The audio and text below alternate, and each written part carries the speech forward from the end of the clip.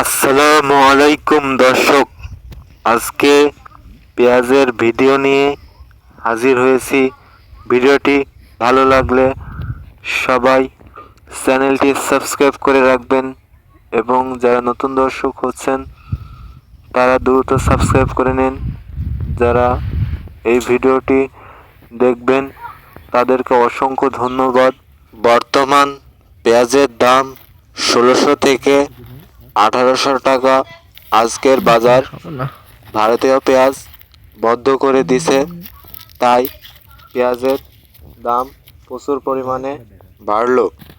ভিডিওটি ভালো লাগলে সবাই ভিডিওটি বেশি বেশি করে শেয়ার করে রাখুন এবং আমাদের নতুন ভিডিও অপেক্ষা করুন।